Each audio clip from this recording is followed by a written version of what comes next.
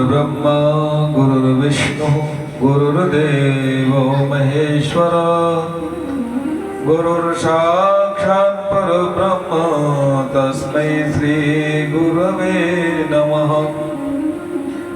अज्ञानतिमिरान्धस्य ज्ञानाञ्जनशलाकया चक्षुरुन्मीलितं येन तस्मै श्री गुरवे नमः।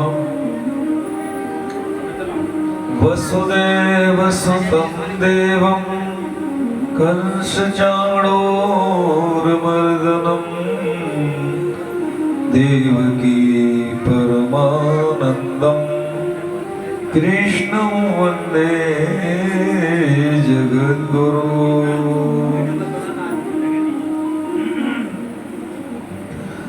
मनोजवं मारुततुल्यवेगं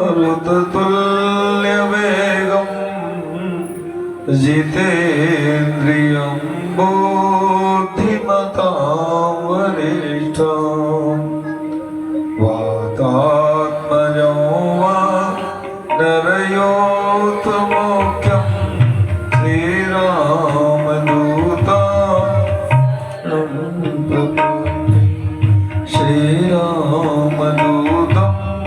शरणं प्रपद्ये।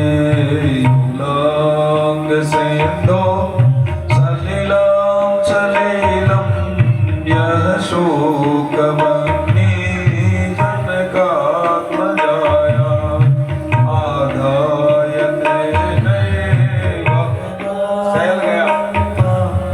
नमामि तं प्राञ्जलिराञ्जनेयं नमामि तं प्राञ्जलिराञ्जनेयं।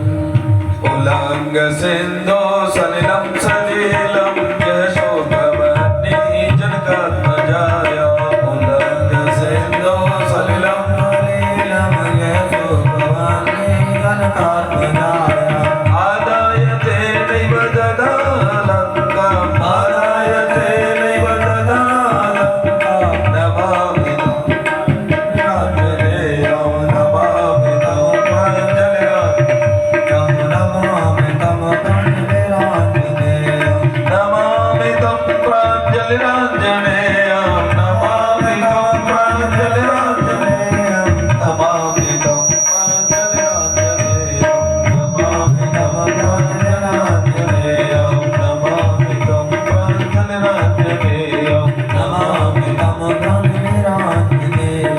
भजे वसन्तं नवनीतचौरं भजे वसन्तं समिलपुले भजे वसन्तं नवनीतचौरं भजे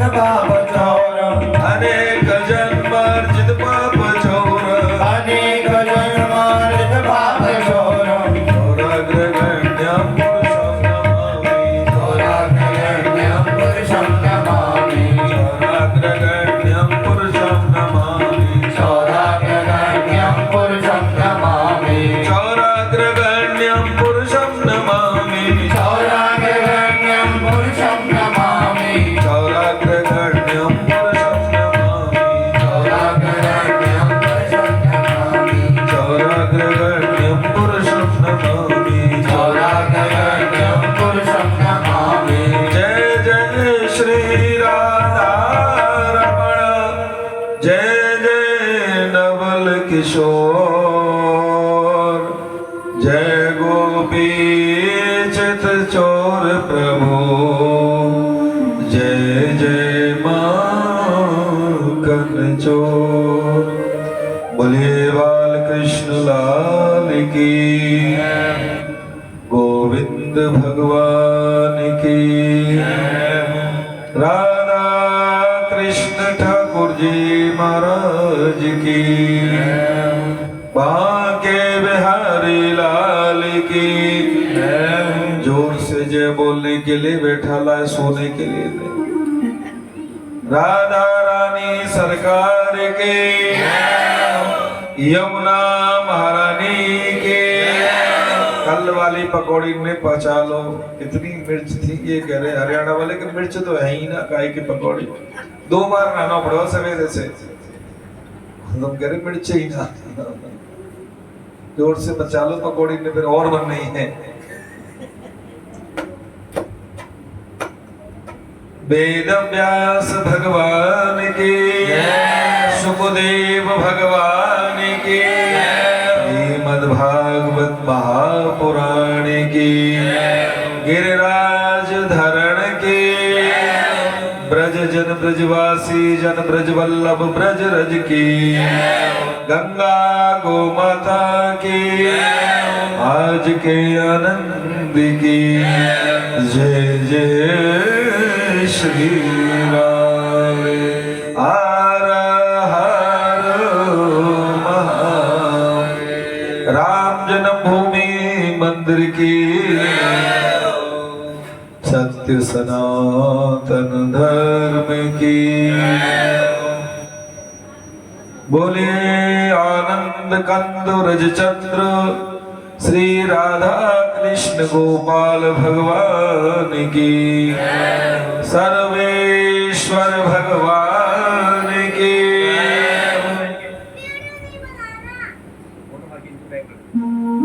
ये पृथ्वी चमत्कारों की भूमि है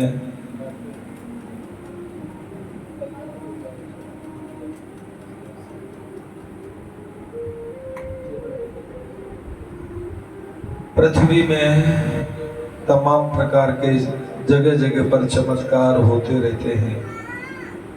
ये पृथ्वी तुम्हारे गांव जितनी बड़ी नहीं थोड़ी ज्यादा बड़ी है, तुम्हारे गांव से ज्यादा बड़ी है, मेरे गांव से भी बड़ी है, उन सबके गांव से भी बड़ी है। एक बात और बता दूं, ये पृथ्वी जितनी बड़ी है ऐसे ये सबसे छोटा ग्रह है। पृथ्वी सबसे छोटी जगह है, इससे बड़ा चंद्रमा है, उससे बड़ा सूरज है, उससे बड़ा मंगल है। जो जितना दूर है उतना बड़ा है। बुध है, गुरु है, शुक्र है, शनि और हर्षल, नेपच्यून, प्लूटो, हिंदी में कहते हैं अरुण, वरुण, कुबेर। फिर भूरलोक, भुवलोक, स्वयलोक, महलोक, जनयलोक, तपयलोक, सत्यलोक।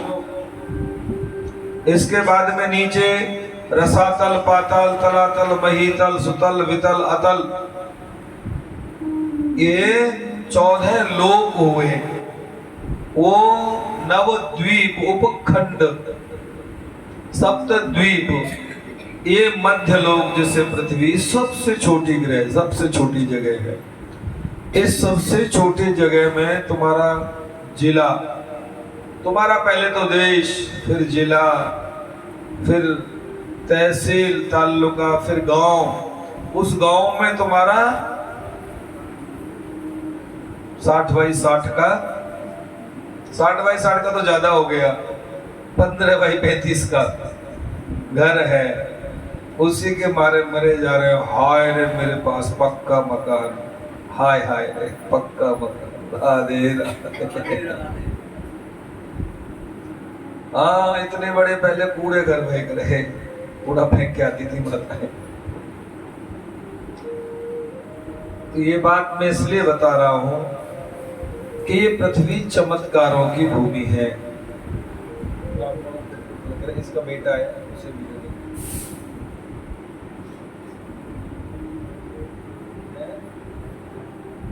भगत है, बेटा को अलग होता है। पंडित जी का अगर आचार्य का बेटा संग आए तो उसे भी सम्मान करना चाहिए, ऐसा शास्त्र में लिखा है। या बंद कर दिया तो दो कूलर बैठा रहा कि मैं छाती पे एक वो एक। अच्छा, गोविंद भगवान की।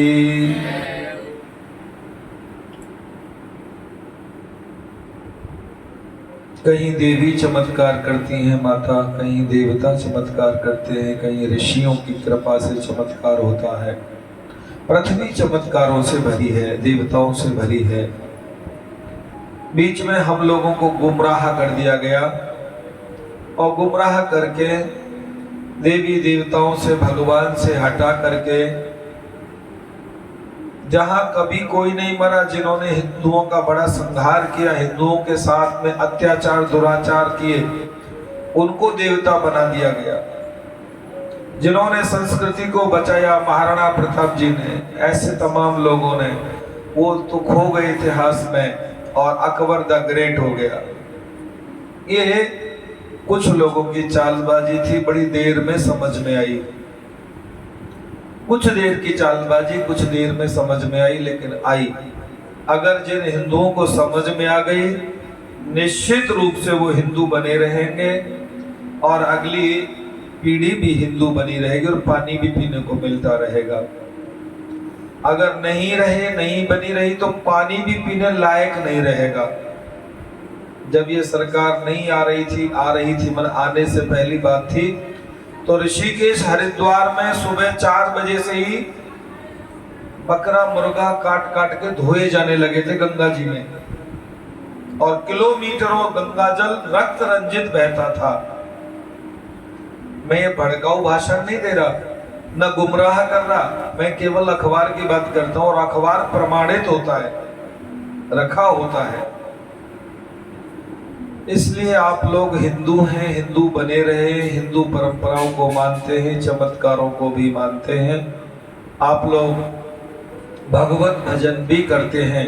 और आज तो पता नहीं तुम्हें कहा है वो, आज तो तुमने रुपया भी चढ़ाए, किसने बहका दिया? ये गलती मत करना आज के बाद। ये तो इकट्ठा करके छाती पे धर के ले जाना। इतनी पत्तल भर भर के पकौड़ियां फेंकते हैं, आज जैसे तैसे। पता नहीं, एक अम्मा पसीजी बोल, आज तो बाबा बनावे को ना चाय, कल ही नहीं कर देगी।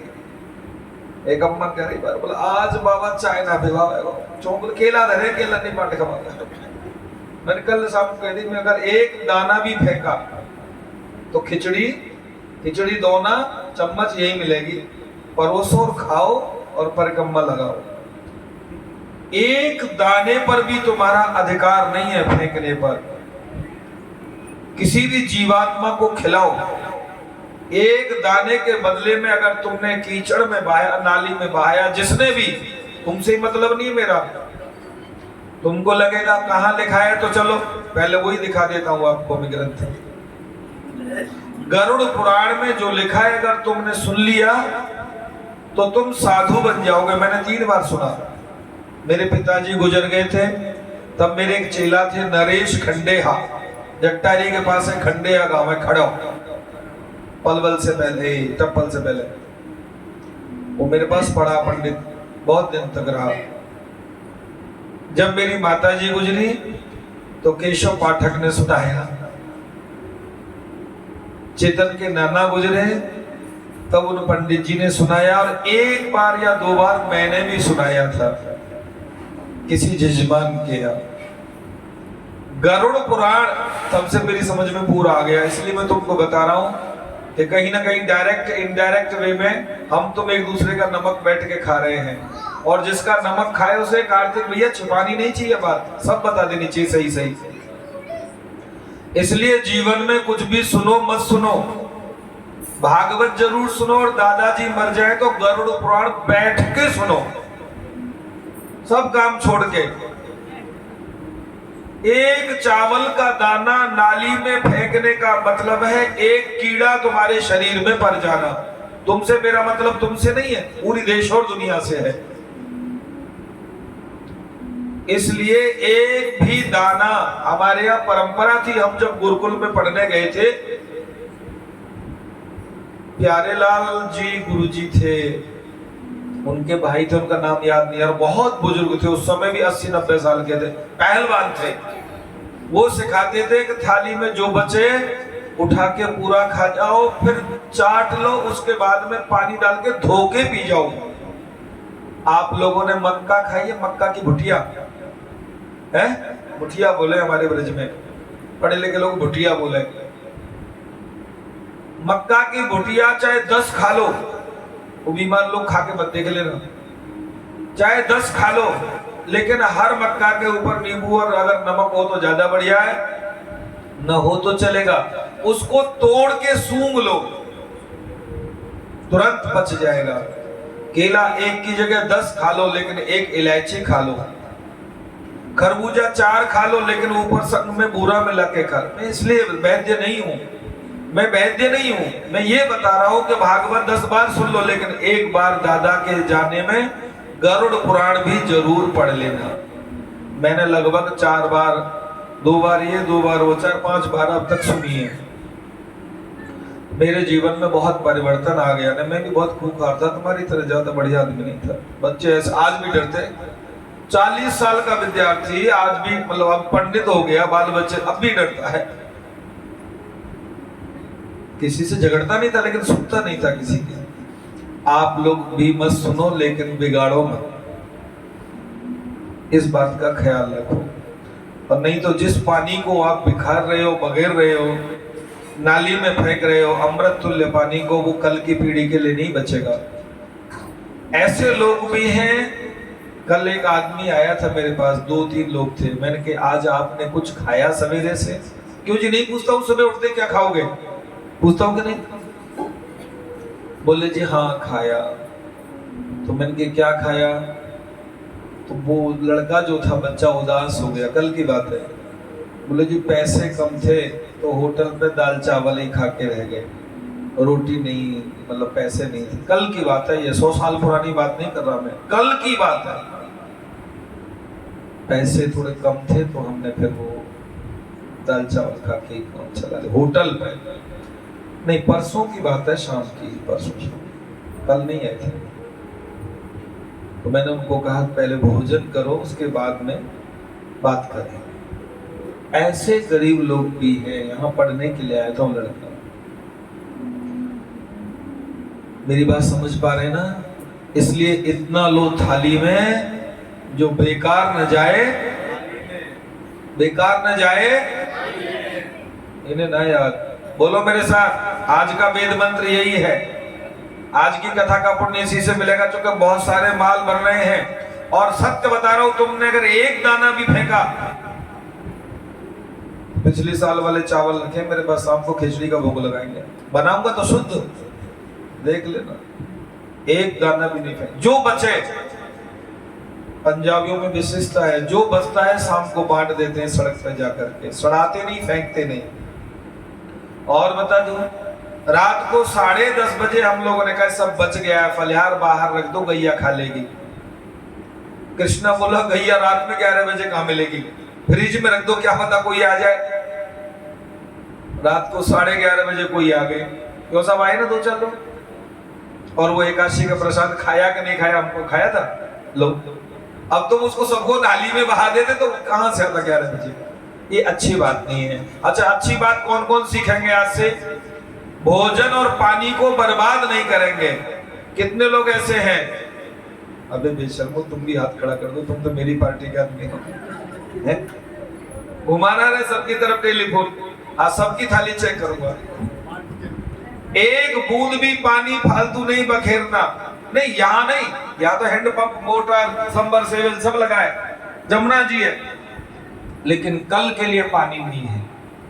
ऐसे गरीब लोग हमें सत्य उसका एड्रेस दे सकता हूं मैं, वो बच्चा यहाँ है उसको दिखा सकता हूं मैं। जी पैसे कम थे तो हमने चावल दाल खा ली होटल।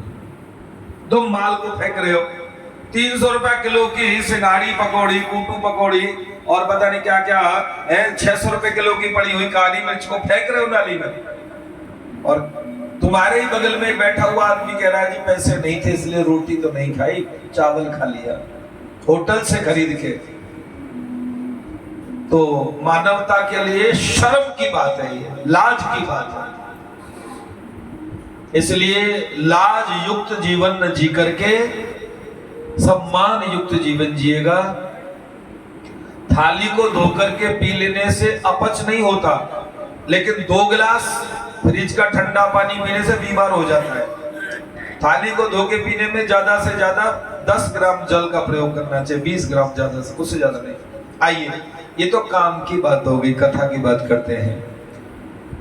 मैंने तेरा कैलाश खेर सुन के पहली बार डायरी निकाली है 6 दिन में।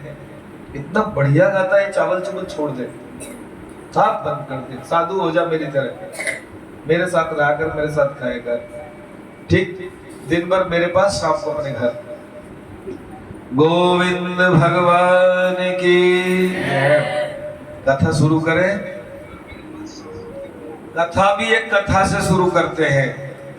मैं जैसे आपके गोवर्धन नाथ जी हैं, किन किन ने दर्शन किए गिरिराज जी के? अरे हाथ खड़ा करने में कौन सी लाज आती है भाई, सब ने किए हैं। ऐसे ही बांदा चित्रकूट जिले में कामता नाथ जी हैं। कामद गिरभे राम प्रसादा, अवलोकत अपहरत विषादा। देख लेने से ही मन का संताप दूर हो जाता है। ऐसे कामदगिरी भगवान में कथा सुनाने का अवसर 1998, 99, 2000 में मिला, और ऐसे वैसे मंच में नहीं मिला। वहां का जो रामलीला ग्राउंड है, कामतानाथ भगवान की ट्रस्ट कराता है, उस जमाने में लाखों भीड़ वहां होती थी। आज नहीं, उस जमाने में, आज तो पता नहीं कितनी होगी।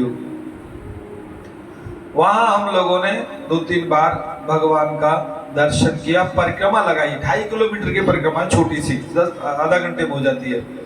भगवान के 1, 2, 3 या 4 मुखारबिंद हैं, जैसे गिरिराज जी में 2-3 मुखारबिंद हैं, जतिपुरा, आन्योर, दान घाटी, राधा कुंड, ऐसे।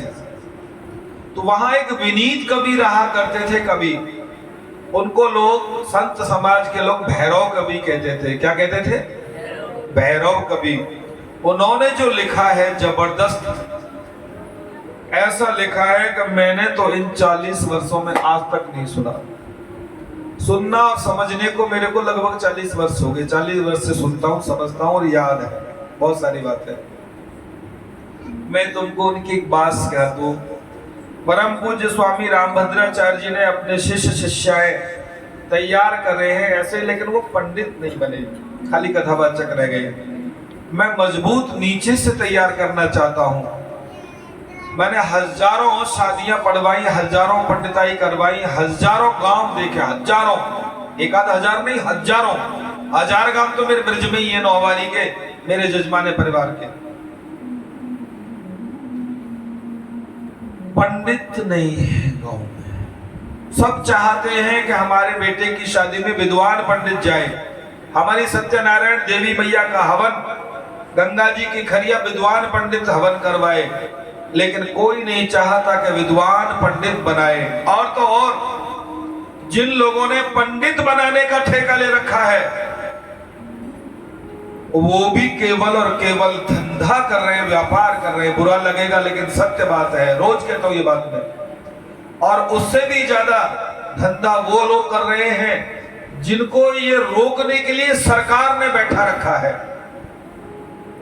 वो प्रत्येक दुकान से 10-10, 5-5 हजार रुपए उगा करके साहब को पहुंचा देते हैं। साहब आंख मूंद लेते हैं चिट्ठी पढ़ करके, ठीक है। और वो पांडित्य पैदा नहीं कर रहे। पल्लव ग्राही पांडित्यम क्रय क्रीतम च मैथुनम भोजनम पराधीनम तिस्रः पुरुषाम विडंबना। पुरुष की विडंबना है क्या?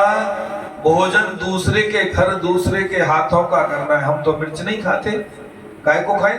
जीवन भर रबड़ी खाई है तो रबड़ी खाएंगे। माधव के फूफा जी ने रबड़ी भेजी, बंसी ने वो खराब कर दी, खिलाई नहीं हमको। आज देखेंगे बच्ची होगी तो। पल्लव ग्राह्य पांडित्यम, कुछ यहाँ पढ़ा, कुछ वहां पढ़ा, कुछ नहीं पढ़ा, कुछ पढ़ लिया, वो सम्मान नहीं दिलाता। खरीद करके उस जमाने में हम दादी से सुना करते थे, मूल ब्याह होते थे, मूल ब्याह होते थे ना, नहीं होते? हमने तो सुने थे, देखे जानते तो नहीं है। वो माता कब छोड़ के चली जाए नाराज होके गारंटी नहीं। भोजनम पराधीनम, भोजन दूसरे के हाथ में कैसा कराए गारंटी नहीं है। इसलिए यह सब कदीमी होना चाहिए, स्थायी होना चाहिए। भैरव कवि जी ने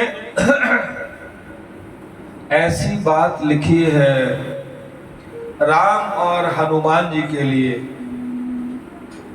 एक बार जानकी जी का हरण करके ले गया था दुष्ट राज, राक्षस राज रावण। जानकी जी की खबर लेकर के श्री हनुमंत लाल लौट के आए। सभी बानरों ने दूर से प्रणाम किया। 2 गज की दूरी रहना बहुत जरूरी, 3 मीटर से प्रणाम किया। आप ध्यान देना इस दृश्य को, ये कोई साधारण दृश्य नहीं, चमत्कारी दृश्य है। मर्यादा पुरुषोत्तम भगवान राम लक्ष्मण के साथ में पत्थर की शिला के ऊपर बैठे हैं। तुम्हारे गांव की भाषा में पत्थर की पटिया के, चौकी के ऊपर बैठे हैं। और सभी ने भगवान को प्रणाम किया हाथ जोड़ करके। हनुमान जी प्रणाम करने के लिए झुक रहे थे, इतने में राम ने देखा कि हनुमान सामने खड़े हैं। दौड़ करके हनुमान जी को बाजू में भर लिया, हृदय से लगा लिया और कहा, हे हनुमान, हम तुमसे ऊरण नहीं हो सकते। तुम्हारा इतना एहसान हमारे जीवन में है, तुमने इतना बड़ा काम करके बताया कि जो मोदी सरकार 10 वर्षों में नहीं कर पाई। यहाँ की तमाम सरकारें नहीं कर पाई।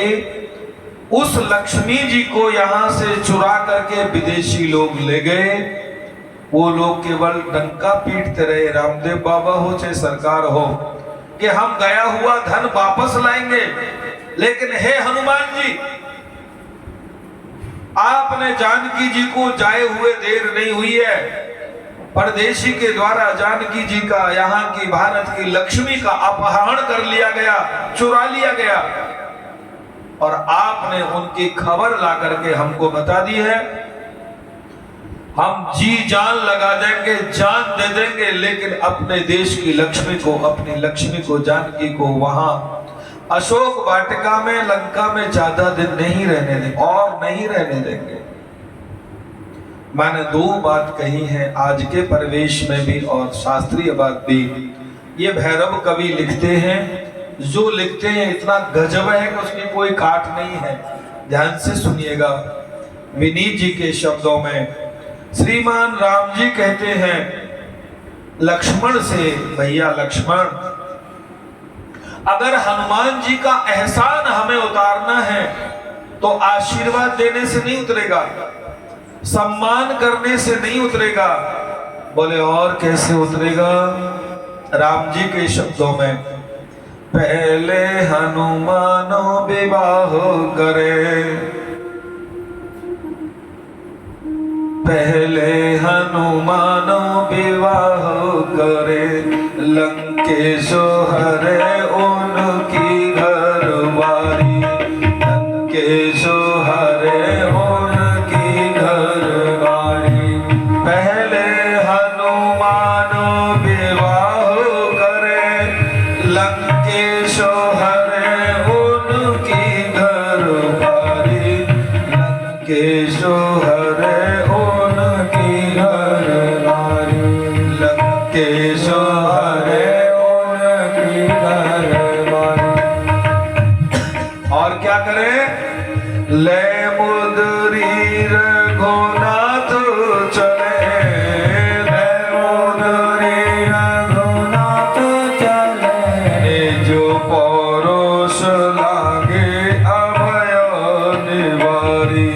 पौरुष राग अगम्य निवारी। आए कहे शुद्ध सोच विचारी, आए कहे शुद्ध सोच विचारी। तन से मन से बन जाए उपकारी, तन से मन से उपकारी। तब रघुनाथ चुकाई सके, तब नाथ चुकाई सके। तब रघुनाथ चुकाई सके, तब नाथ चुकाई सके। ऐसी है हनुमान उधारी, ऐसी है हनुमान उधारी। ऐसी है हनुमान उधारी, ऐसी है हनुमान उधारी।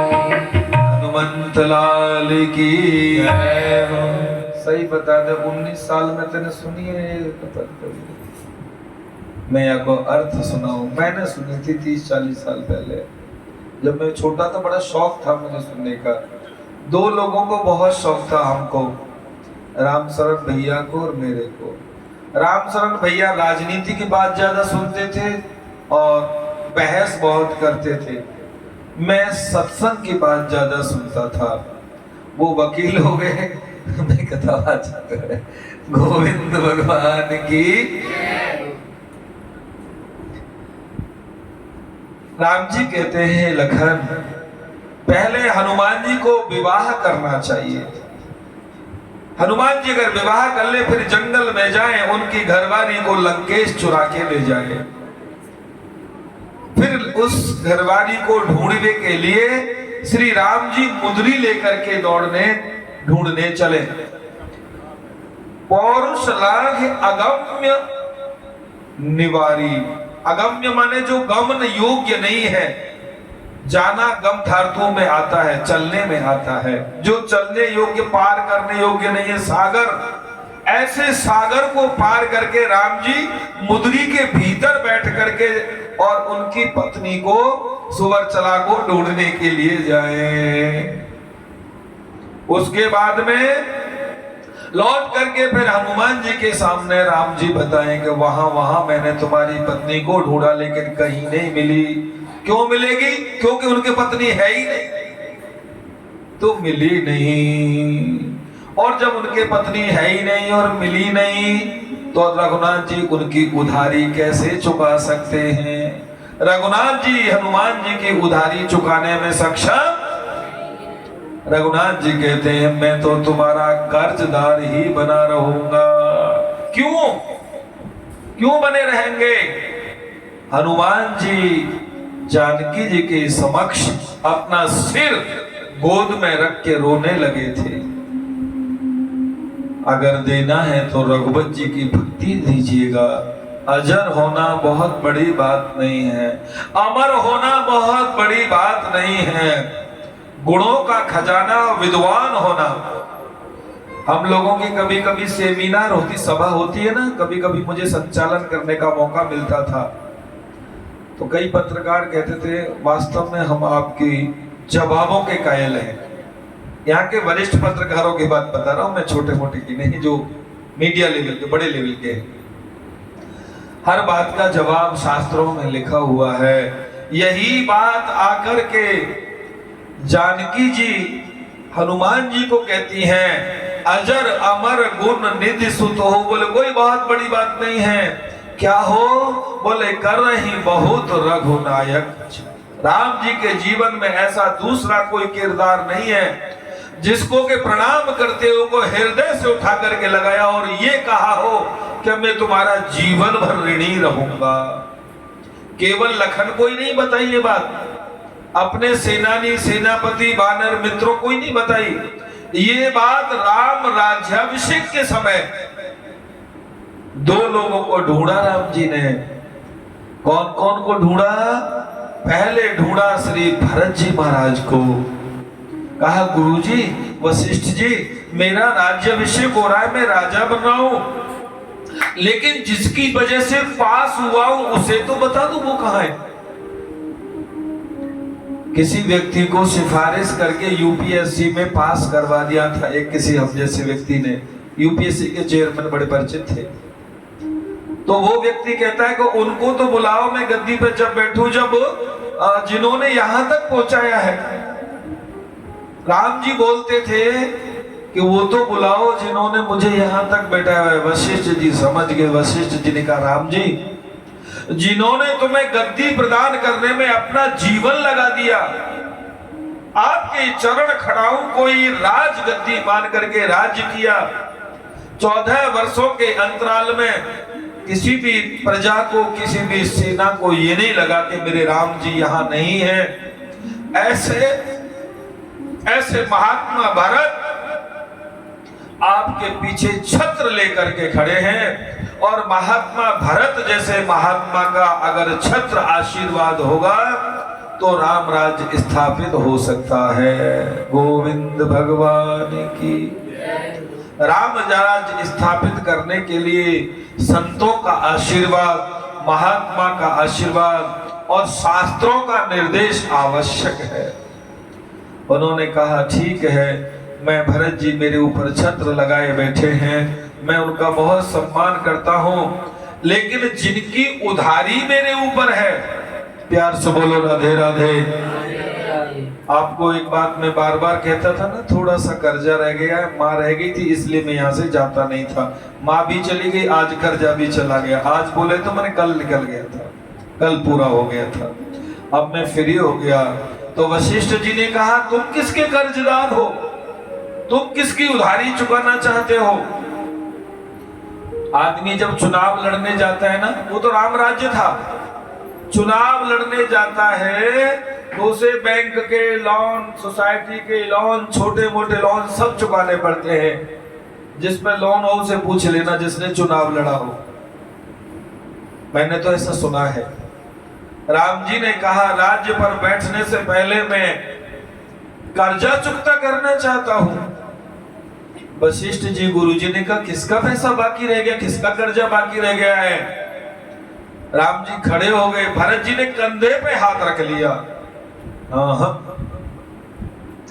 मेरे भाई, राम के ऊपर किसी का कर्ज उधार नहीं रह सकता। राम जी सबका कर्ज तुरंत चुकाते हैं, क्योंकि तुलसी विलंबन कीजिए।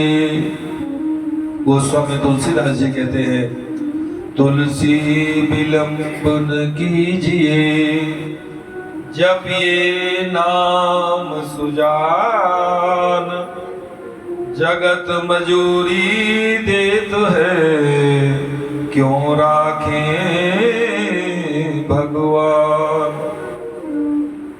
तुलसीदास जी कहते हैं, देर मत करो, राम का नाम जपो। क्या मिलेगा? बोले, संसार वाले मजूरी दे देते हैं, सवेरे काम करवा के शाम को 400 रुपए। तो संसार का मालिक उनसे कमजोर तो नहीं है जो तुम्हारी मजदूरी छीन लेगा, मार लेगा, वो जरूर दे देंगे। भरत जी ने हाथ रखा कंधे पे और कहा, आप तो जगत नियंता हैं, पूरा संसार आपका कर्जदार है, हम सब हिंदू आपके कर्जदार हैं। स्वामी, आप किसी के कर्जदार नहीं हो सकते। छत्र उठाए हुए महात्मा भरत से राम जी लिपट गए। पहली बार कहा, भरत भाई कपि से उरन हम नाही। भरत भाई कपि से उरन हम नाही। भरत भाई कपि से उरन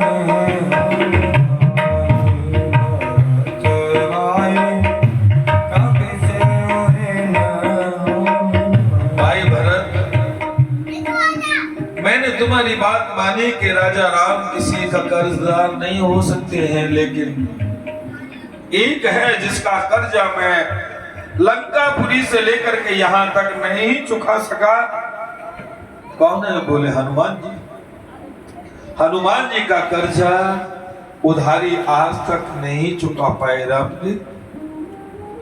ऐसे अनंत बलवंत परम संत श्री हनुमंत लाल जी प्रत्येक जीवात्मा के जीवन में ओज प्राण रक्षा भरने वाले श्री हनुमान जी को, भागवत महापुराण को, सभी संतों को और ऐसे महातपस्वी विनीत भैरव जी कवि को उनकी झोपड़ी का दर्शन हमने किया था।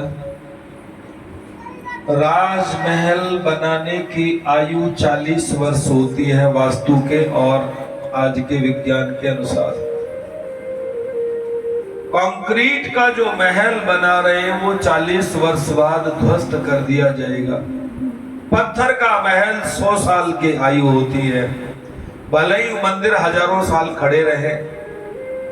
मिट्टी का घर 7 से 10 वर्ष की आयु होती है।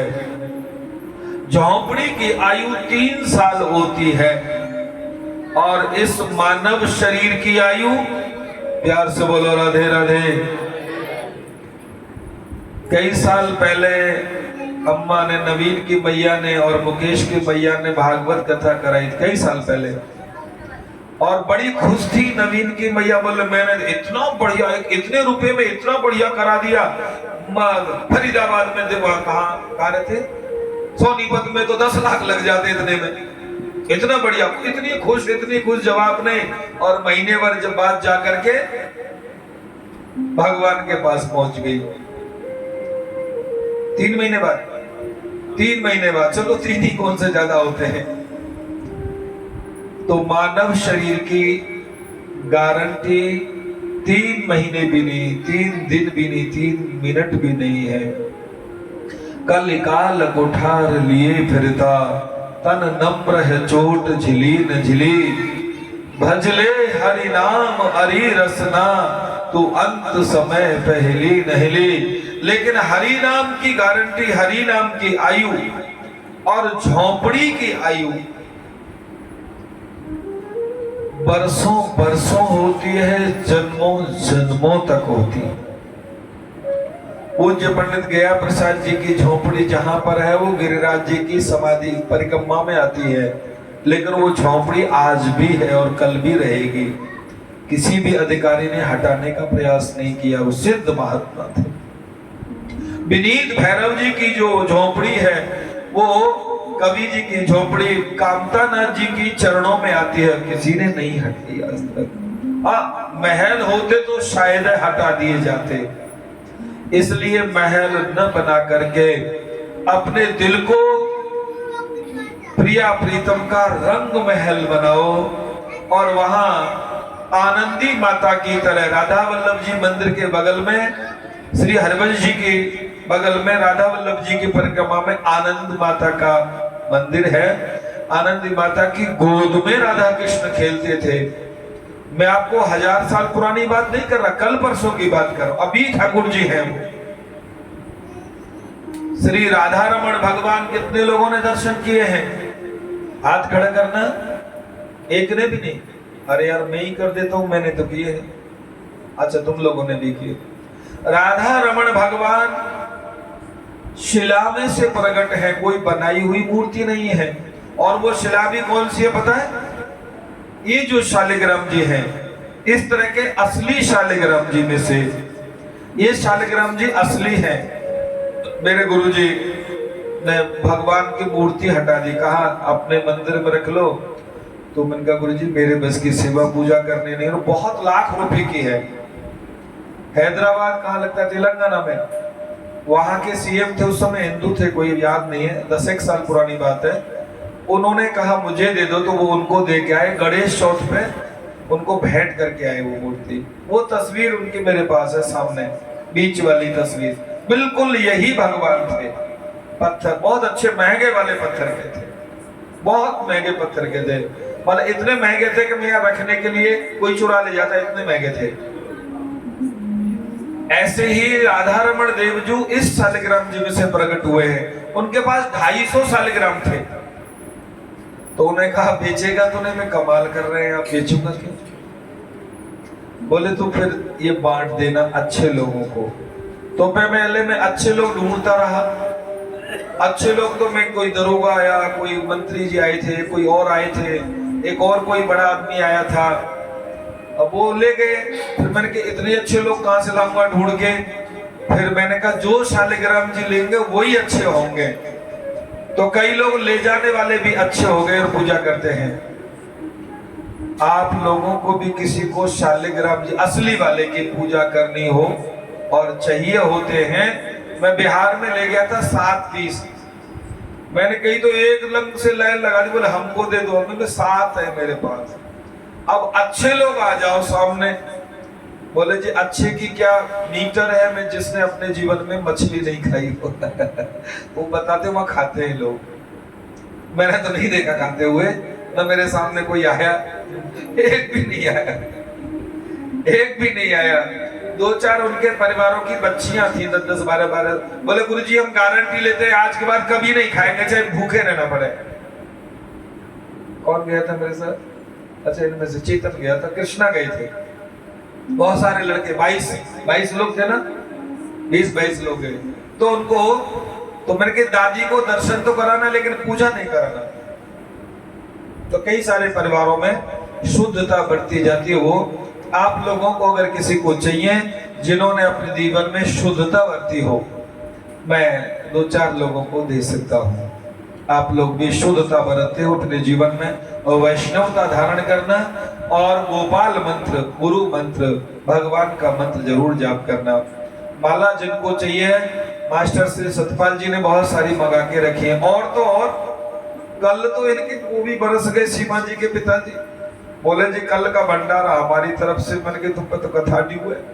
बोले कथा तो बालक जाने, बाद में देखेंगे।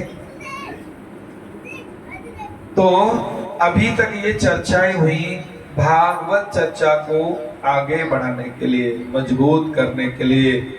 भगवान इतने दयालु हैं, कोई उनके लिए कुछ करता है तो उसके ऋणी हो जाते हैं, कर्जदार हो जाते हैं, उनके वश में हो जाते हैं, उनके पीछे पीछे चलते हैं। भगवान के ब्रज में कहते हैं औसाफी गानो, एक ना औसाफी नहीं के बिरदावली, प्रशंसा, मान बढ़ाई, मान मनोबल, इसे औसाफी गाना भी कहते हैं। यहाँ पल्ली पार के ब्रज में, माट वाट उधर के आदि गांवों में भगवान की जो प्रशंसा है, भक्ति है, गीत है।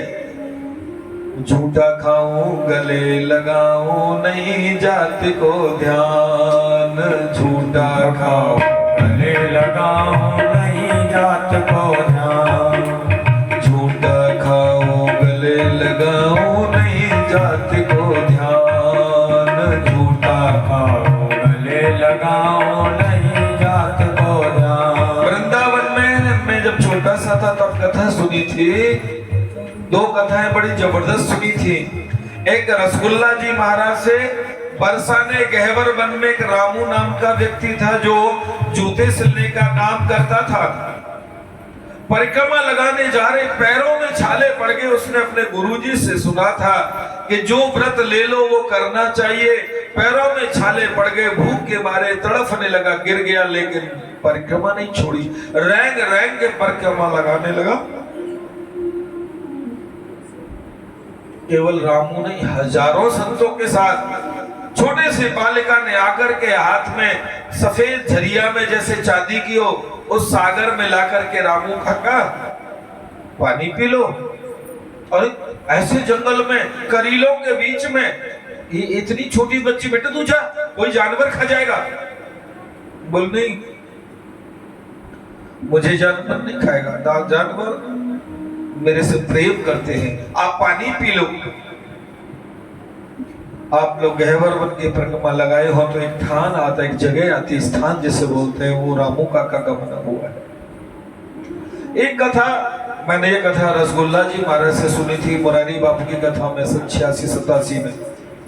बहुत विस्तार से उन्होंने सुनाई और बहुत अच्छी लगी, दिल को छू गई थी। उसी समय एक कथा सुनी थी कर्मा बाई की। कर्माबाई राजस्थान की थी और विठल नाथ जी के लिए खिचड़ी का भोग लगाती थी। कल मैंने कहा ना खिचड़ी बनवाएंगे, तो एक माता बोले हाँ खिचड़ी कोई खाने की चीज है। मैंने की खिचड़ी ऐसी खिचड़ी बनती है राधा वल्लभ जी में जो तुमने कभी खाई नहीं होगी। राधा वल्लभ जी की सी खिचड़ी दुनिया में नहीं बनती है। वृंदावन की राधा वल्लभ की खिचड़ी फेमस है, लेकिन बनती पूस के महीना में है, जनवरी में। राधा वल्लभ दर्शन दुर्लभ। तो कर्माबाई ऐसे जिस दांतन को दांतन कर रही है उसी दांतन को ऐसे झटके उसी से खिचड़ी चला देती थी। और वो खिचड़ी खाने के लिए भगवान प्रकट होकर के मूर्ति में से आए, क्योंकि वो जानती नहीं थी शुद्धता क्या होती है। वो जानती नहीं थी कि भगवान के सामने थाली का भोग रख दो, भोग लग गया। वो तो ये जानती थी कि थाली रखेंगे, भगवान थाली खींचेंगे और हमारी तरह हमारे संग बैठ के खाएंगे। अरे 6 साल का बालक क्या जानता है। 6 साल की कर्माबाई को भगवान विठल नाथ ने मूर्ति में से प्रकट होकर दर्शन दिए। 7 दिन बाद उनके माता पिता लौट करके आए तीर्थ यात्रा करके, तो कहा बेटा भगवान को भोग लगा दी। बोले हाँ ठीक से लगाने। बोले बिल्कुल ठीक से लगाए बाबू। मतलब बोले हाँ कुछ बनाया। बोले खिचड़ी बनाती थी रोजाना, कोई और कुछ नहीं बनाया। बोले हाँ वो तो कहते थे कि लड्डू पुआ बनाओ, पर मुझे बनाने नहीं आते थे।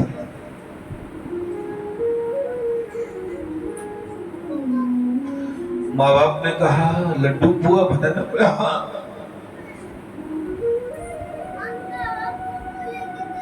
झूठा खाऊं गले लगाऊं नहीं जाति को ध्यान। झूठा खाऊं गले लगाऊं नहीं जाति को ध्यान। झूठा खाऊं गले लगाऊं नहीं जाति को ध्यान। झूठा खाऊं गले लगाऊं नहीं जाति को ध्यान। आचार विचार कछु ना देखूं। आचार कछु ना देखूं। आचार विचार कछु ना देखूं। आचार कछु ना देखूं। देखूं प्रेम समान भगत मेरे नाट मणि। मैं तो हूँ भगत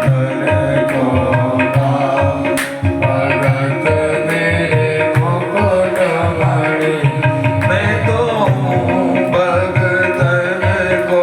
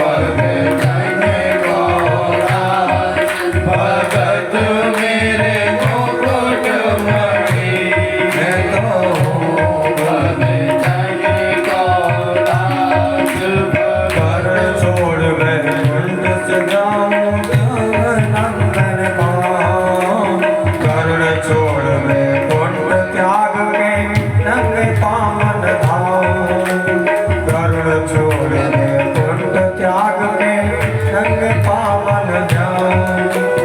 जहाँ जहाँ भीड़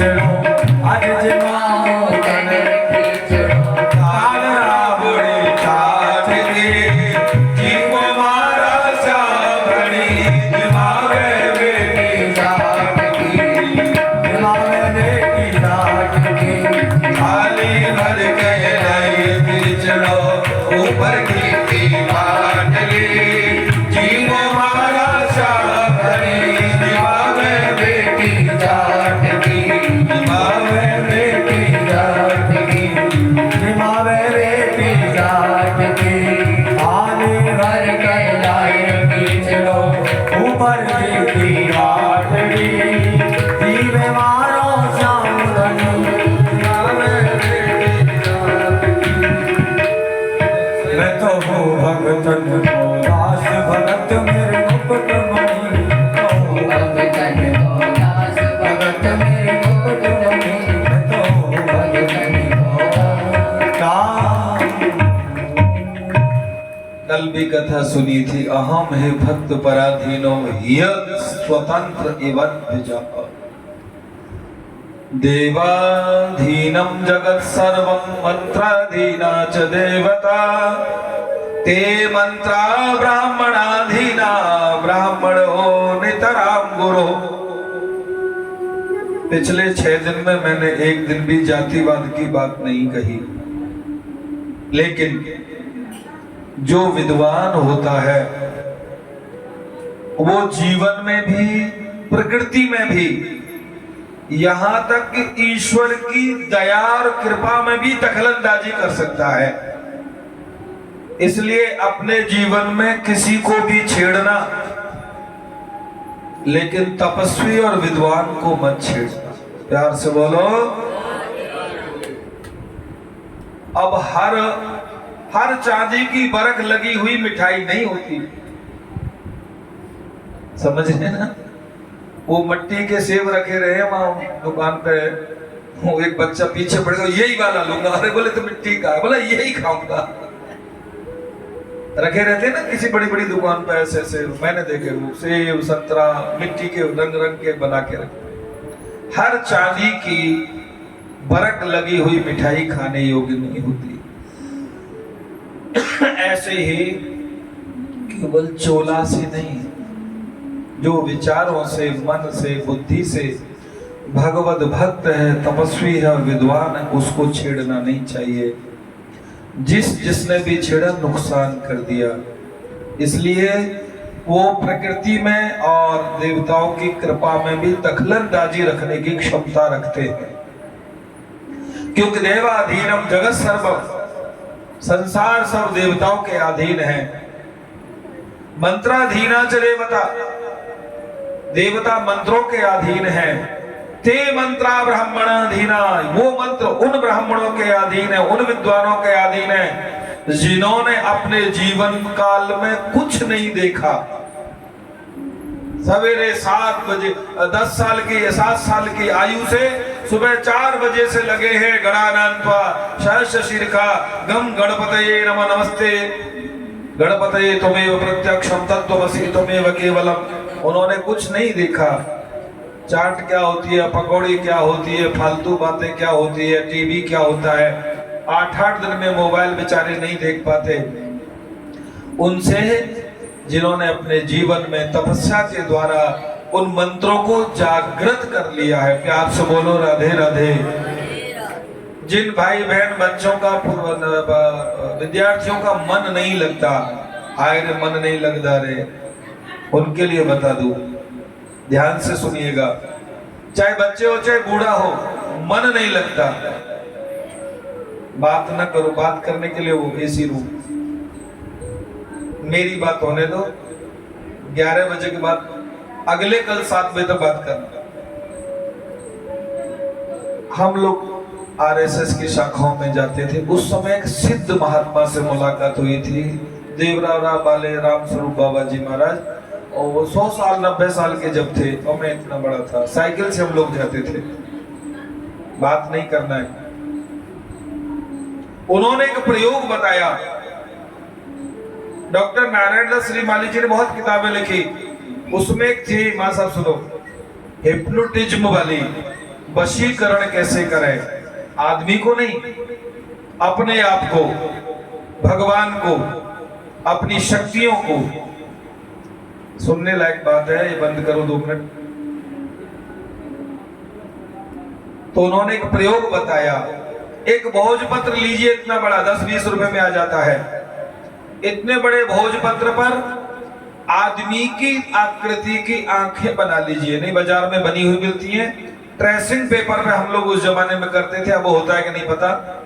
ट्रेसिंग पेपर के जरिए रूल से उस पर आंखें बना लीजिएगा और मोम के जरिए वो आंखें अंधेरे में किसी दीवार पे चिपका लीजिए जहां सफेद नहीं हो, अंधेरा हो। मैंने जितने घर बनाए अपने हाथों से, सब में गुफा थी इसीलिए। और वो आंखें उठते ही अपने बिस्तर में, बिस्तर के नीचे, बिस्तर में तखत हो तो ठीक है, खाट हो तो नीचे, इतना रखिएगा कि समानांतर हमारी आंखों के लेवल में हो। चाहे 9 साल का बच्चा हो, चाहे 90 साल का बच्चा हो। और वो आंखें के और भोजपत्र की आंखों के बीच में कुछ नहीं होना चाहिए, कुछ नहीं होना चाहिए। ऐसे आंखें टकटकी, बिल्कुल खूब अंधेरा, कुछ नहीं दिखेगा आपको। टकटकी लगा के देखेगा, 2 दिन, 4 दिन, 5 दिन, 10 दिन, 15 दिन में वो आंखें दिखने लगेंगी आपको, लगातार देखने से, घूरने से। जब आंखें दिखने लगेंगी तो थोड़ी बहुत दिन में, 2-4 दिन में मटकने लगेंगी। ये मेरा अनुभव बता रहा हूं आपको। एकाग्र करने के लिए व्यक्ति महान घोरतम आपत्तियां आने के बाद भी अपने आप को केंद्रित रखना, अपने आप को व्यवस्थित रखना और शिक्षा में रखना और ध्यान में रखना बहुत बड़ी बात है। जब इनकम टैक्स वाले चिट्ठी भेजते हैं ना कि क्यों ना आपसे 300 गुना जुर्माना वसूल लिया जाए, तो महाराज अच्छे अच्छे का बीपी 7 में आसमान पहुंचा, होगा कि नहीं होगा? 300 गुना, 68 लाख रुपए का 300 गुना वसूल लिया जाए। और सेठ कहता मेरे पास चिट्ठी मत लाना, तुम अपने पास रखो, तुम रखो अपने पास। अब हमारी का औकात है इतनी सब सुनने की, तो आदमी का बीपी ऊपर हो जाता है। ऐसी परिस्थिति में भी आप उन आंखों को देखिए, देखते देखते 20, 30, 35, 31, 32 दिन में वो आंखें घूमने लगेंगी। मैं आपको गप नहीं सुना रहा, अपने जीवन में ये पहली बार ये बात बता रहा हूं आपको। और वो आंखें जब घूमने लगेंगी तो थोड़े दिन बाद, 40 दिन जब हो जाएंगे घूरते घूरते, ये आपको 30 मिनट करना है रोज, तो वो आंखें बिल्कुल चलने लगेंगी और वो आंखें आपके दिमाग में स्थित हो जाएंगी। आप यहीं बैठे वहां के बारे में आभास कर सकते हो, जान सकते हो, देख सकते हो नहीं, आभास कर सकते हो आंख बंद करके कि वहां अब ये हो रहा होगा। ये मैंने साधारण सी, तुच्छ सी साधना आपको बताई अपने मन को एकाग्र करने के लिए। कहते ना, हाय रे मन नहीं लगता। कुछ नहीं करना है आपको, कुल्ला भी नहीं करना है, उठते ही बैठ जाओ। 2-4 दिन में आदत हो जाएगी, 10 दिन में रूटीन वे में आ जाएगा और 40 दिन में आप उसमें सक्रिय हो जाएंगे। एक प्रयोग, एक दूसरा प्रयोग किया था सम्मोहन का, किसी आदमी को नहीं, अपने आप को। आप अपने आप से संतुष्ट हैं, आप अपने आप में संतुष्ट हैं। बाबा कहते थे आज के जमाने में कोई किसी से संतुष्ट नहीं, दूसरे को तो छोड़, अपने आप में संतुष्ट नहीं है। कोई भी बाप अपने कारोबार को अपने बेटे को सिखाना नहीं चाहता। मेरी बात कुछ सही है कि नहीं? कोई भी बाप अपने कारोबार को नहीं सिखाना चाहता, कहता बहुत बुरा काम है। लेकिन जिसने साधना की है वो अपने आप से संतुष्ट रहता है। मेरा एक शिष्य था, मित्र भी था, मेरे से उम्र में बड़ा था, बहुत हितैषी था मेरा, अग्रवाल गुप्ता, वाष्णेय गुप्ता, बिजली का उनका बहुत बड़ा व्यापार है मथुरा जिले का। वो कहते थे, गुरुजी जब 1 नंबर से हमारे पास इतना पैसा है, हम लोग 1 नंबर से इतना बड़ा कारोबार कर सकते हैं, तो 2 नंबर करने की क्या जरूरत है? उन्होंने हर व्यापार पे मशीन लगा रखी है, सब पे टैक्स वैक्स करके करते हैं, सब 1 नंबर में बिकता है। आप उस भोजपत्र के ऊपर एक सुई टांग दीजिएगा, एक लंबे धागे में, 1 मीटर धागे में एक सुई, नई सुई लेकर के उसके सामने बीचों बीच में जहां नाक रही होगी वहां आना चाहिए। पंखा नहीं चलाना, हवा नहीं चलाना। सुबह 3 बजे, 4 बजे, लास्ट 5 बजे।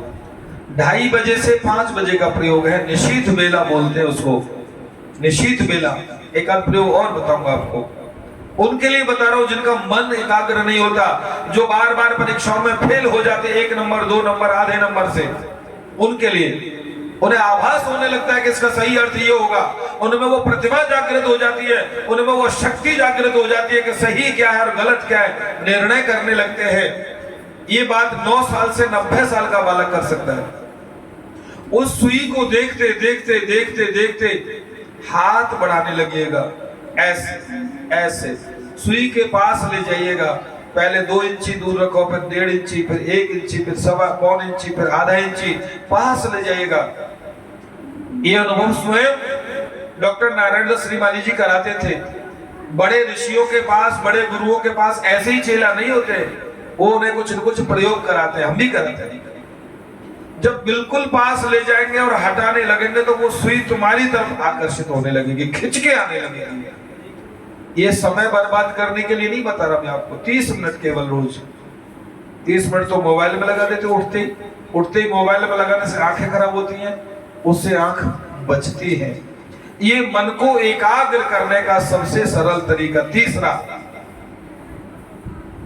आप मत सुई लाओ, मत 4 बजे उठो, मत भोजपत्र लगाओ, कहीं निर्जन एकांत स्थान में, निर्जन से मतलब जहां मोटर कार पॉ नहीं करती हो, थोड़ा दूर, नदी के किनारे, कहीं पार्क में, कहीं पत्थर की शिला के ऊपर, कहीं छत में, कहीं भी, किसी भी समय जहां प्रकाश हो, उस समय बैठ करके और दोनों आंखों से नाक का ये हिस्सा देखने का प्रयास करो। इसमें तो 2 पैसे भी खर्च नहीं हुए, भोजपत्र भी नहीं लाना पड़ा, उससे मन एकाग्र। जिस दिन आपको ये दोनों हिस्से दिखने लगेंगे उस दिन मन एकाग्र होने, मतलब ये ऊपर का हिस्सा दिखने लगेगा। आपको बता दें, बंदूक में एक ऊपर पॉइंट होता है, बिंदु, वो कुछ काम नहीं करता। गोली ना हो तो दुश्मन को मारे तो मारेगा नहीं, कुछ नहीं काम करता, लेकिन उसके बिना निशाना ठीक नहीं लग सकता। वही ये पॉइंट निशाना है। इसको यहाँ एकाग्र अगर आपने कर लिया, भ्रुवोर मध्य, नारायण कवच में लिखा हुआ है, भ्रुवोर मध्य के बीच में यहाँ मन को एकाग्र आपने करके और इसको देखा, तो आप में इतनी स्मरण शक्ति आ जाएगी, इतनी ओवर एक्स्ट्रा प्रतिभा आपके अंदर आ जाएगी कि लोग समझेंगे ये तो कोई चमत्कार हो गया। प्यार से बोलो, ये कोई भी कर सकता है, और प्रतिभा में, सम्मान में कोई भी जी सकता है। ये जीने की, आगे बढ़ने की, एकाग्र होने की धन जिनके पास नहीं है। विद्यारण्य जी बनारस के बहुत बड़े विद्वान ब्राह्मण के परिवार के बच्चे थे। माता पिता बूढ़े हो गए। माता पिता की इच्छा थी कि वो तीर्थाटन करें, तीर्थों का दर्शन करें। विद्यारण्य जी ने माता पिता की सेवा करते हुए गायत्री माता की उपासना की, लक्ष्मी माता की उपासना की, धन नहीं मिला। बेचारे अभावमयी माता पिता की जो हो सकी सेवा करी, जो हो सका तीर्थ यात्रा करी। विद्यारण्य जी के माता गए, फिर पिताजी चले गए, बहुत अनुष्ठान किए, लेकिन लक्ष्मी की कृपा नहीं हुई। ये मैं उन लोगों को बता रहा हूं जो लोग कहते हैं कि मंत्रों से कुछ नहीं होता। क्यों नहीं होता? मैं कोई गप नहीं लगा रहा, आपको कल की बात बता रहा हूं बनारस की। अभी कुछ दिन पहले महात्मा के रूप में विद्यारण्य जी का शरीर छूटा, अभी थोड़ी देर पहले। महात्मा विद्यारण्य जी बड़े हो गए, माता पिता दोनों चले गए, सन्यासी हो गए, महात्मा हो गए, और जंगल में आके भजन करने लगे।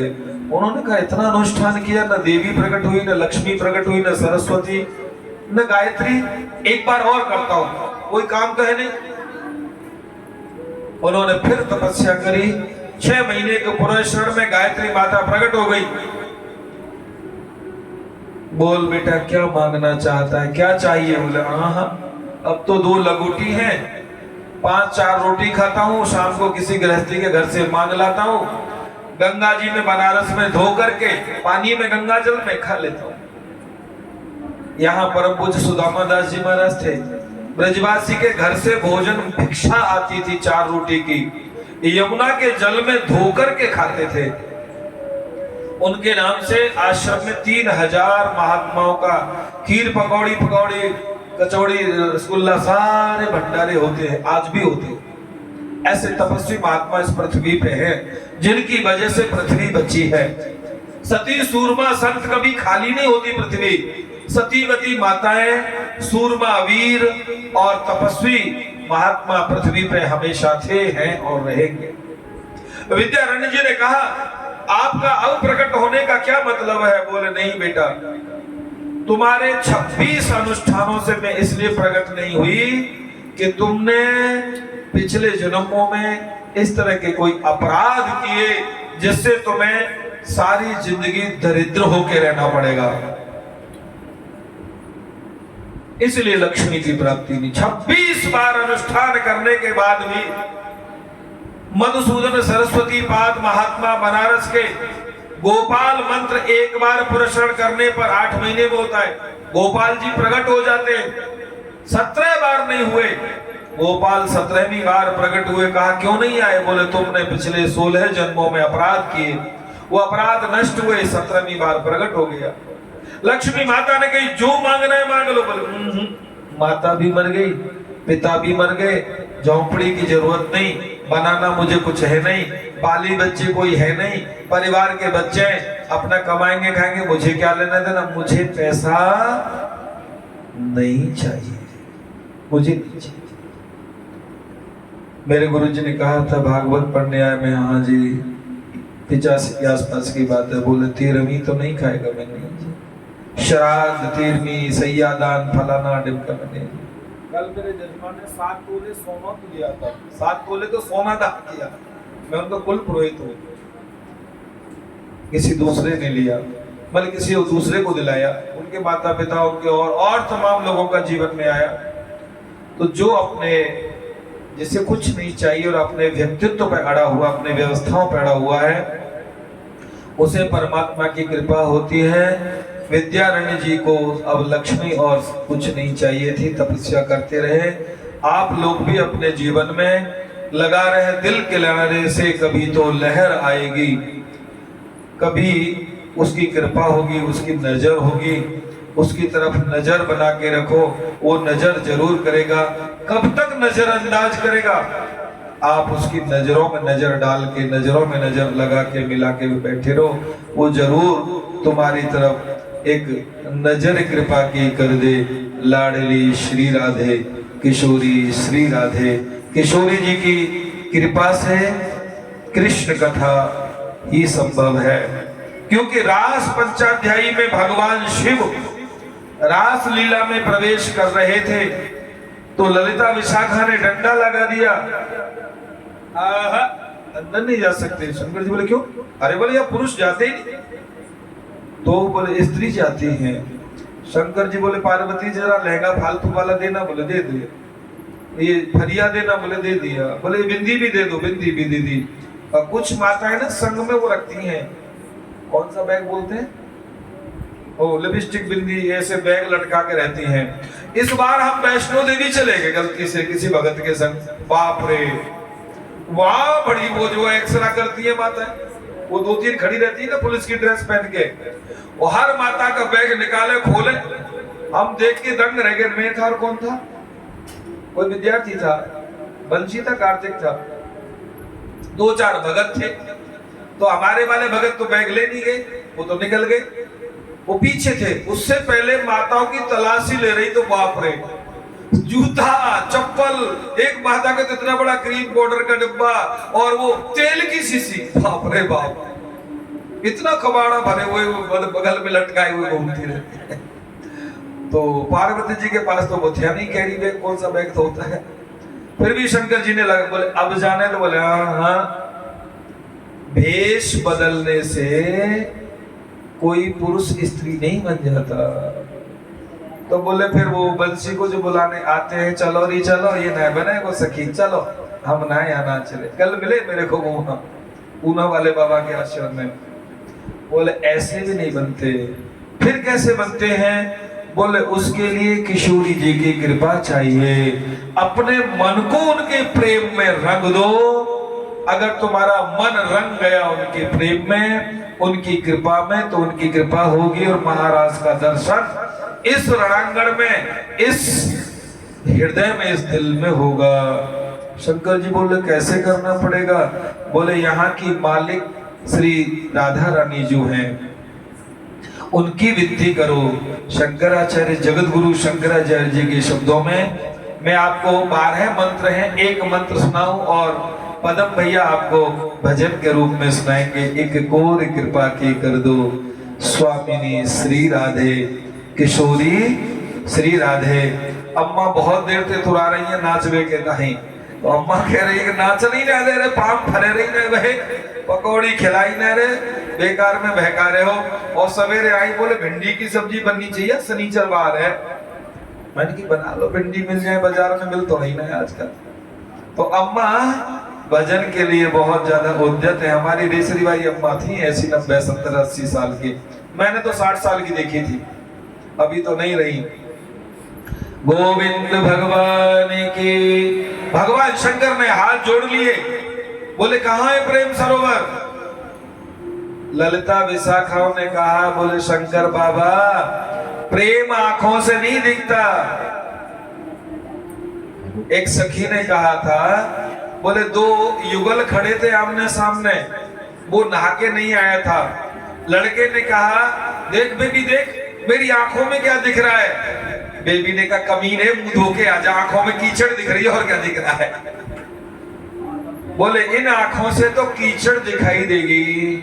शंकर जी बोले फिर, बोले दूसरा चश्मा चढ़ा लो।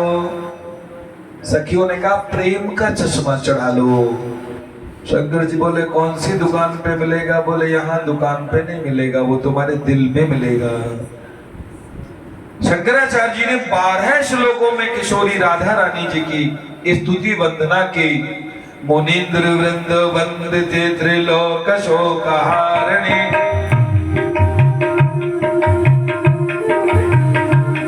प्रसन्न वक्त्र पंकजेने कुंज भूविलासिनी, प्रसन्न वक्त्र पंकजेने कुंज। वाह!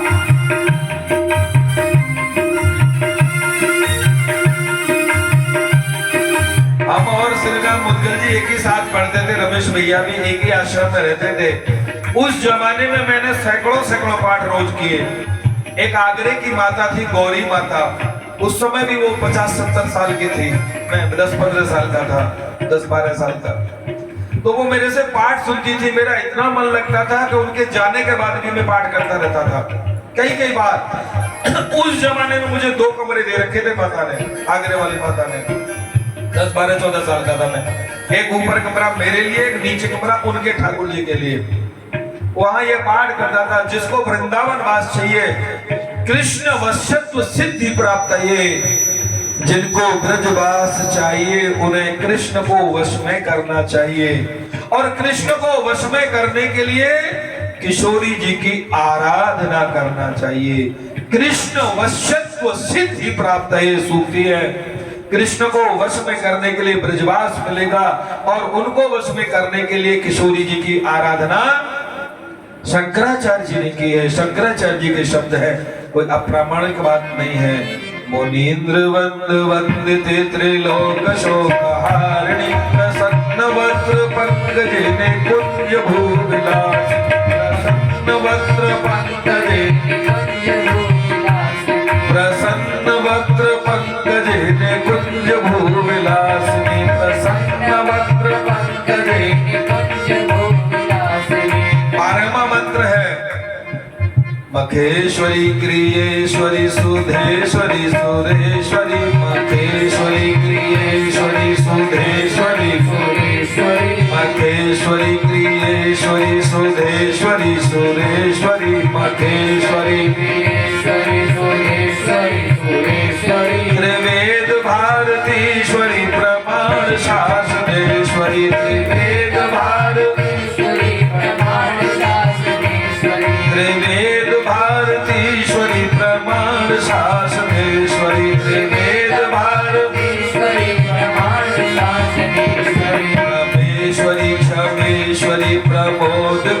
काननेश्वरी रमेश्वरी रमेश्वरी क्षमेश्वरी रमेश्वरी क्षमेश्वरी क्रियेश्वरी प्रमोद काननेश्वरी रमेश्वरी क्षमेश्वरी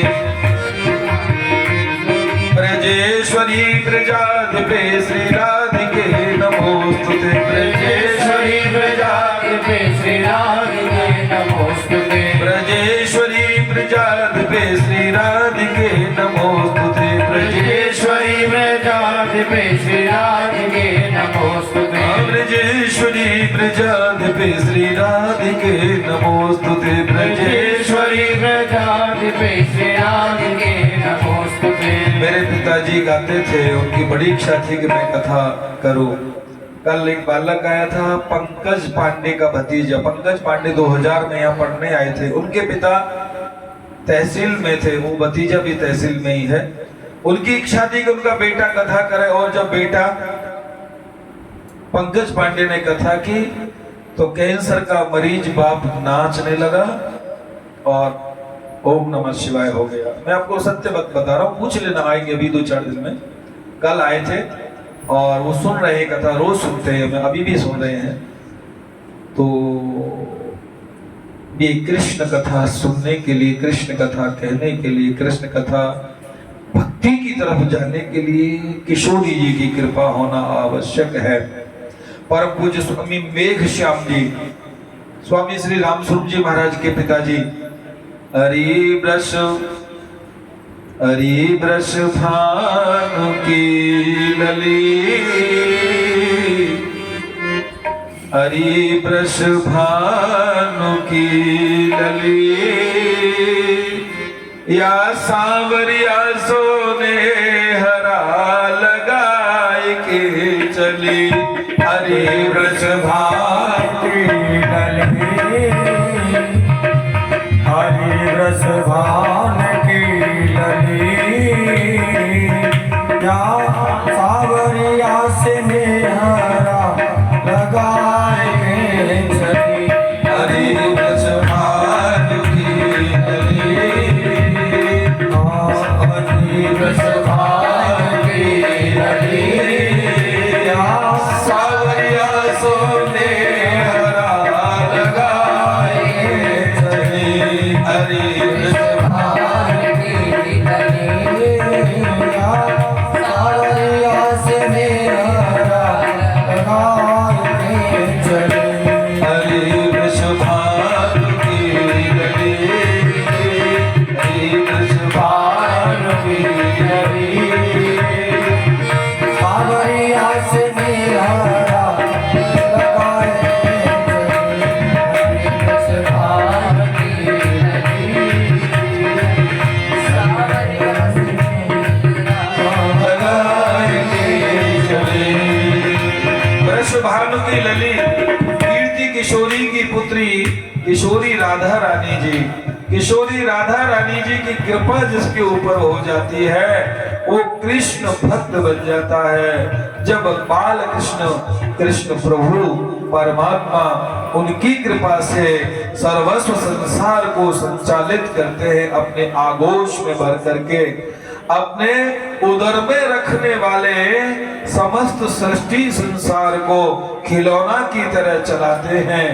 जग पेखन तब देखन हारा, संसार को देखने वाले, चलाने वाले, संसार को देखने वाले, संसार को क्रियान्वयन करने वाले परमात्मा जिन किशोरी, जिन राधा रानी, जिन कीर्ति किशोरी के चरण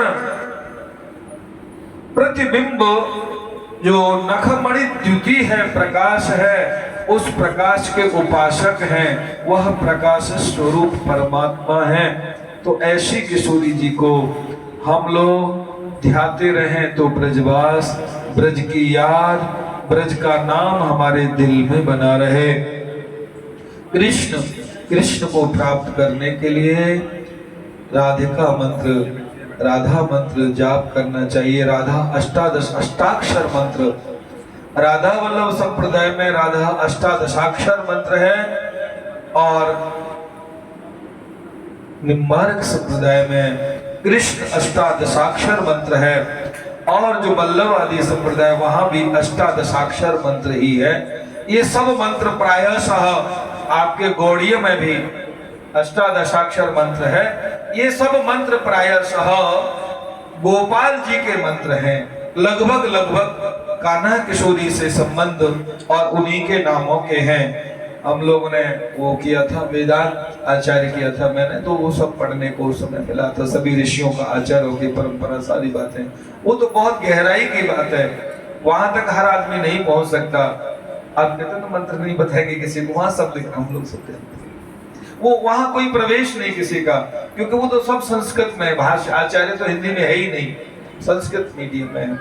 तो ऐसी किशोरी जी की आराधना करने के लिए, हमें कृष्ण को पाने के लिए, कान्हा किशोरी को अपने हृदयंगम करने के लिए भजन करना और उनकी आराधना करना, और उनके रास महारास का दर्शन करने के लिए भी उनकी आराधना करना। आइए कुछ भी भजन बोलते, राधा नाम की ध्वनि 2 मिनट करके कृष्ण लीलाओं का, गिरिराज गोवर्धन लीलाओं का सविस्तार जितना संभव हो। अगर आप लोगों को भूख लगी हो तो कुछ खा लीजिएगा, बहुत सारा प्रसाद रखा है। वैसे तो आप लोगों ने अमृत तुल्य चाय रसपान किया ही होगा। किन किनों ने चाय पी है? ये चाय नहीं थी पहले, लकड़िया की साइकिल पे पीछे रख करके, स्टोव रख करके यहाँ अंग्रेजों ने इसका प्रचार किया, फ्री में चाय पिलाई, फ्री में। नहीं, यह चाय नहीं थी, 1940-50 के बाद में आई है, 60-65 में, पता नहीं कब आई है, बाद में आई है। तो जिनको भूख लगी हो वो 2 मिनट कुछ भी खा सकते हैं, केला, मूंगफली और फल, और तो दुनिया भर का दूध, चाय। और तो सीमा बहन जी की, सुनीता माता जी ने सुबह सुबह कहा, लो रोजाना चिल्लाते हो चाय नहीं, चलो चाय बनवा लो। हमने कहा 20 की नोट में थोड़ी चाय बनती है। बोले 20 की नहीं है, ध्यान से देखो। भाई जिसका कभी राशन कार्ड नहीं बना हो, उसका डायरेक्ट पासपोर्ट बन जाए तो पागल नहीं हो जाएगा? जिसे किसी ने 20 रुपए नहीं चढ़ाए हो 5 दिन में, वो 500 रुपए की कल्पना करेगा 500 देगा मुझे। क्यों बंसी भैया? हम रोज थाली में देखते, बंसी कुछ पैसे चढ़े क्या? हाँ बोले चढ़े 40 रुपए। कल 500 रुपए में किसी ने चढ़ा दिए, और आज उन्होंने 500 की नोट दिखा दी। हम तो बोरा गए 500 रुपए देख के। हमने कहा 1 कुंटल दूध ले आए, 1 कुंटल चीनी ले आए, 1 कुंटल चाय ले आए। बोले 1 कुंटल नहीं आएगी, ज्यादा आ जाएगी लेकिन 1 कुंटल नहीं आएगी। तो उन्होंने इतने सारे नोट दिए, तो लगता है कि भगवान की भक्ति का रंग उनके ऊपर शायद चढ़ गया है। और भगवान की भक्ति का रंग चढ़ जाए तो भगवान की कथा समझ में आने लगती है। भगवान की कथा में प्रवेश करेंगे, भगवान की कथा। और आज समय का बंधन नहीं है, कल तक हमको जाना बहुत मजबूरी थी, गर्मी होती थी। आज न गर्मी है न समय का बंधन है। और हमने तो कल पकौड़ी इतनी खाई थी भाई साहब कि अभी भी वो काली मिर्च जल रही है पेट में। तो हमें तो भूख है ही नहीं, भगवान को समय पे लग जाएगा। तो कथा करते हैं। राधा रानी सरकार की, राधे राधे जपा करो, कृष्ण नाम रस पिया करो। खड़े हो जाओ, राधे राधे जपा आज हमको बुला लो, खड़े हो जाओ। रस पिया करो। राधे राधे राधे राधे राधे राधे राधे राधे